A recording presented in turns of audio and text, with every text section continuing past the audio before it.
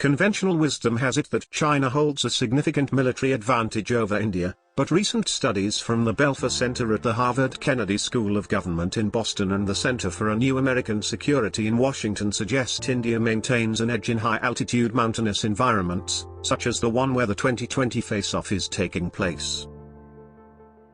No one expects the fresh tensions to explode into nuclear war, but the fact that both China and India have become nuclear powers since their previous encounter cannot be ignored when assessing the balance of power. Beijing became a nuclear power in 1964 and India in 1974. India has about 270 fighters and 68 ground attack aircraft according to a study published in March by the Belfer Center. Study says New Delhi also maintains a string of small air bases near the Chinese border from which it can stage and supply those aircraft. China, by contrast, has 157 fighters and a small fleet of ground attack drones in the region. The People's Liberation Army Air Force uses 8 bases in the region, but most of those are civilian airfields at problematic elevations. The high altitude of Chinese air bases in Tibet and Xinjiang, plus the generally difficult geographic and weather conditions of the region, means that Chinese fighters are limited to carrying around half their design payload and fuel.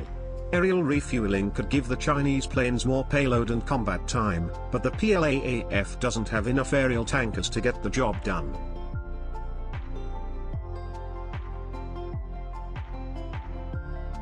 The Belfer study also gives the Indian Air Force IAF, with its Mirage 2000 and Sukhoi 30 jets, a qualitative edge in the region. The Indian Mirage 2000 and Sukhoi 30 jets are all-weather, multi-role aircraft, while of the Chinese jets, only the J-10 has those abilities.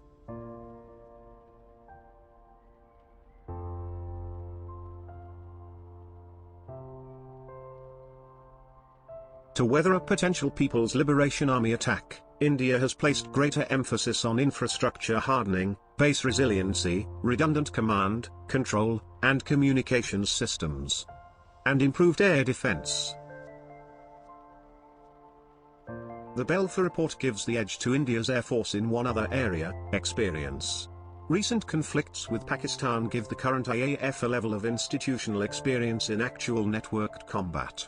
Recent PLAAF exercises with unscripted scenarios have found that pilots are excessively reliant upon ground control for tactical direction, it says. This suggests that PLAAF combat proficiency may be significantly weaker than often estimated. While India has the experience in the air, the report says it is also hardened on the ground, fighting in places like Kashmir and in skirmishes along its border with Pakistan. India is by far the more experienced and battle-hardened party, having fought a series of limited and low-intensity conflicts in its recent past. The PLA, on the other hand, has not experienced the crucible of combat since its conflict with Vietnam in 1979. That month-long border war, launched by China in response to Vietnam's military intervention in Cambodia, is largely considered a defeat for China. The PLA had trouble making gains against Vietnamese troops that were smaller in number but vastly more experienced after fighting US forces during the Vietnam War.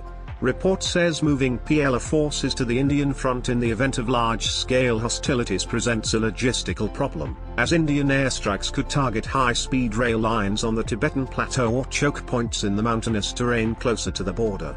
By contrast, Indian forces are already largely in position. The Belfer study cites estimates of a former Indian Air Force officer, who predicts China would need 220 ballistic missiles to knock out one Indian airfield for a day. With only 1,000 to 1,200 missiles available for the task, China would quickly run out of the means to shut down India's airfields.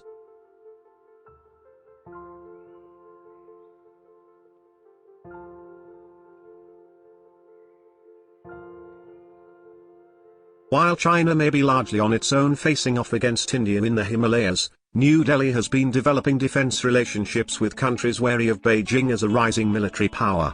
New Delhi has grown closer to the United States military in recent years. In the event of a large-scale Himalayan conflict, US intelligence and surveillance could help India get a clearer picture of the battlefield.